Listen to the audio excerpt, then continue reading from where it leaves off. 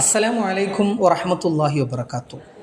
പ്രിയമുള്ളവരെ, കാന്തപുരം ഉസ്താദ് എന്ന മഹാമനീഷിയിലേക്ക് രാജ്യം ഉറ്റുനോക്കിയ ദിനം, അഭിനന്ദന പ്രവാഹങ്ങളും പ്രാർത്ഥനാ വചസ്സുകളും പെരുമഴയായി പെയ്തിറങ്ങിയ ദിനം, രാഷ്ട്രീയം നോക്കാതെ, മതം നോക്കാതെ, ജാതി നോക്കാതെ, സംഘടന നോക്കാതെ എല്ലാറ്റിനും അതീതമായി ഉസ്താദിനെ പ്രശംസ കൊണ്ട് മൂടിയ ദിനം. ഇതൊന്നും വെറുതെ ആയിരുന്നില്ല. യമനിൽ വധശിക്ഷയും കാത്തു കിടന്നിരുന്ന ഒരു നിമിഷപ്രിയ എന്ന് പറയുന്ന മലയാളി വനിത, എല്ലാ സ്രോതസ്സും അടഞ്ഞു, എല്ലാ വാതിലുകളും കൊട്ടിയടക്കപ്പെട്ടു. വധശിക്ഷയില്ലാതെ മറ്റൊന്നും ഇനി മുന്നിലില്ല.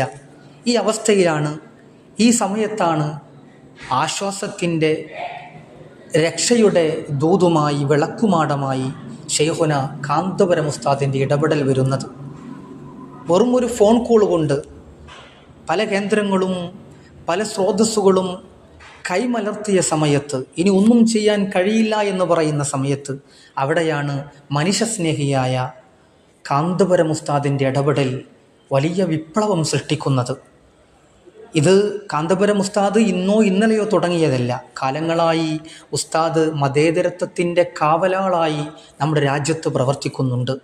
മനുഷ്യ മനസ്സുകളെ കോർത്തിണക്കാൻ ഉസ്താദ് നടത്തിയ രണ്ടാം കേരള യാത്രയുണ്ടായിരുന്നു.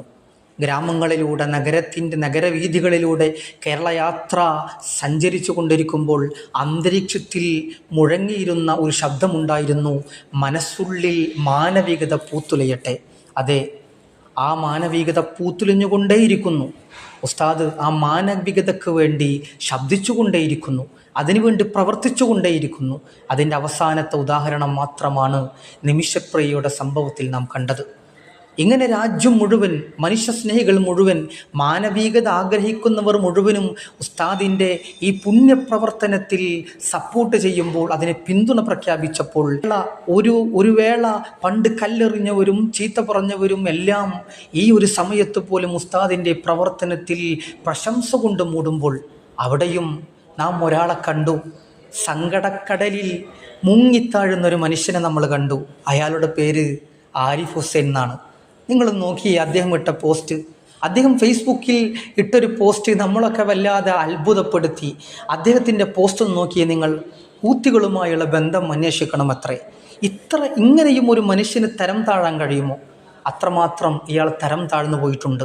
ഒന്ന് പറയാം, ഇവനെപ്പോലെയുള്ള ആളുകളുടെ ലക്ഷ്യം മറ്റൊന്നുമല്ല.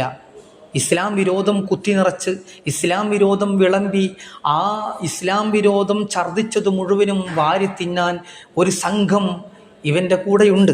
ആ സംഘത്തിന് വേണ്ടി ഇസ്ലാം വിരോധം ഇങ്ങനെ ഛർദ്ദിച്ചു കൊണ്ടിരിക്കുകയാണ്. അത് വാരിക്കോരി തിന്നുന്ന ഒരു വിഭാഗം ആളുകളുടെ സപ്പോർട്ട് കൂടി ഇവൻ്റെ വയറ് നിറച്ചുകൊണ്ടിരിക്കുകയാണ്. ഒരു നേരെ തന്നത്തിന് വേണ്ടിയാണ് ഇവൻ ഈ ഇസ്ലാം വിരോധം ഇങ്ങനെ പറഞ്ഞുകൊണ്ടിരിക്കുന്നത്. ഈ പുണ്യപ്രവർത്തനത്തിൽ പോലും ഇയാൾ കണ്ടത് ഇസ്ലാം വിരോധം മാത്രമാണ്.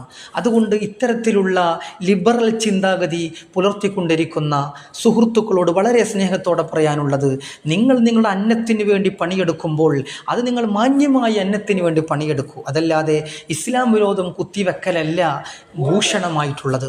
ഇസ്ലാമിനെ കുറിച്ച് നിങ്ങൾക്ക് അറിയാഞ്ഞിട്ടാണ്, ഇസ്ലാമിനെ കുറിച്ച് നിങ്ങൾ പഠിക്കാഞ്ഞിട്ടാണ്. എൻ്റെ ശബ്ദം ശ്രവിക്കുന്ന ശ്രോതാക്കളോട് വളരെ സ്നേഹത്തോടെ പറയാനുള്ളത്: ഇസ്ലാമിനെ കുറിച്ച് പഠിക്കേണ്ടത് യഥാർത്ഥ സോഴ്സിൽ നിന്നാണ്. വിശുദ്ധ നബി സല്ലല്ലാഹു അലൈഹി വസല്ലം തങ്ങൾ പറഞ്ഞ ഒരു അധ്യാപനമുണ്ട്: ഇർഹമു മൻ ഫിൽ അർളി യർഹമുകും മൻ ഫിസ് സമാ. നിങ്ങൾ ഭൂമിയിലുള്ളവരോട് കരുണ കാണിക്കണം, എന്നാൽ ആകാശത്തിൻ്റെ അധിപനായ അല്ലാഹു സുബ്ഹാനഹു വ തആല നിങ്ങളോട് കരുണ കാണിക്കുമെന്ന്. മുസ്ലിങ്ങളോട് കരുണ കാണിക്കാൻ എന്നല്ല പറഞ്ഞത്. അതല്ലെങ്കിൽ ഇസ്ലാം മതത്തിൽപ്പെട്ട ഒരു വിഭാഗത്തോട് മാത്രം കരുണ കാണിക്കണമെന്നല്ല പറഞ്ഞത്. അവൻ്റെ മതം ഏതായിക്കോട്ടെ, അവൻ ഹൈന്ദവനായിക്കോട്ടെ, ക്രൈസ്തവനായിക്കോട്ടെ, ജൈനനായിക്കോട്ടെ, സിഖുകാരനായിക്കോട്ടെ, മതമുള്ളവനായിക്കോട്ടെ, മതമില്ലാത്തവനായിക്കോട്ടെ, ആരോടായാലും നിങ്ങൾ സ്നേഹത്തോടെ വർത്തിക്കണമെന്ന് പഠിപ്പിച്ച മുഹമ്മദുർ റസൂലുള്ളാഹി സ്വല്ലല്ലാഹു അലൈഹി വസല്ലം തങ്ങൾ. ഇതാണ് ഹബീബായ തങ്ങൾ മുന്നോട്ട് വെക്കുന്ന പ്രത്യയ ശാസ്ത്രം. നിങ്ങൾ നോക്ക്, മഹദിയായ അസ്മാ ബീവി റളിയല്ലാഹു തആല അൻഹ, ആ അസ്മാ ബീവി റളിയല്ലാഹു തആല അൻഹയുടെ ഉമ്മ, മാതാവ് അവിശ്വാസിയായിരുന്നു. അവിശ്വാസിയായ ഈ ഉമ്മ ഇടയ്ക്ക് ഇടക്കിടക്ക് അസ്മാ ബീവിയെ സമീപിക്കും എന്തെങ്കിലും കിട്ടാൻ വേണ്ടി. ഈ വിവരം അസ്മാ ബീവി നബി തങ്ങളോട് വന്നിട്ട് പറയുന്നുണ്ട്, നബിയെ, എൻ്റെ ഉമ്മ അവിശ്വാസിയാണ്, പക്ഷേ ഇടക്കിടക്ക് എൻ്റെ അടുത്ത് വന്ന് വല്ലതും ചോദിക്കാറുണ്ട്, ഞാൻ എന്ത് ചെയ്യണം? ലോകത്തിൻ്റെ നേതാവ് മുഹമ്മദ് റസൂലുള്ളാഹി സ്വല്ലല്ലാഹു അലൈഹി വസല്ലം തങ്ങൾ പറഞ്ഞു കൊടുത്ത അധ്യാപനം സ്വിലി ഉമ്മക്കി.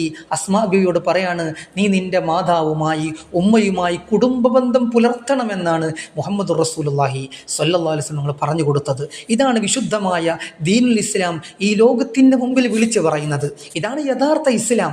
പക്ഷേ ഈ ഇസ്ലാമിനെ കുറിച്ച് പഠിക്കാതെ വെറും ഇസ്ലാമിക വിരോധം തലക്ക് പിടിച്ച് അന്നത്തിന് വേണ്ടി ഇത്തരം സോഷ്യൽ മീഡിയകളിൽ വന്നിരുന്ന് ഇത്തരം ഇസ്ലാമിക വിരോധം ഛർദ്ദിക്കുന്ന ആരിഫ് ഹുസൈൻ അടക്കമുള്ള മുഴുവൻ ലിബറൽ ആശയക്കാരോടും പറയാനുള്ളത്, നിങ്ങൾക്കൊരു നേരത്തെ അന്നം വേണമെങ്കിൽ നിങ്ങൾ പണിയെടുക്കൂ, നിങ്ങൾ അധ്വാനിക്കൂ, അതല്ലാതെ ഇങ്ങനെ ഇസ്ലാം വിരോധം മറ്റുള്ളവരിലേക്ക് കുത്തി നിറക്കലല്ല എന്ന് ഈ അവസരത്തിൽ വളരെ സ്നേഹത്തോടെ ഇത്തരത്തിലുള്ള ആളുകളോട് ഓർമ്മപ്പെടുത്തുകയാണ്. അതുകൊണ്ട് വന്യരായ ശൈഖുന കാന്തപുരം ഉസ്താദ് നടത്തുന്ന പ്രവർത്തനം ഉസ്താദ് അനസ്യൂതം അനവരതം തുടർന്നുകൊണ്ടേയിരിക്കും. അതിൽ യാതൊരു സംശയവുമില്ല. അസ്സലാമു അലൈക്കും വറഹ്മത്തുള്ളാഹി വബറകാതുഹു.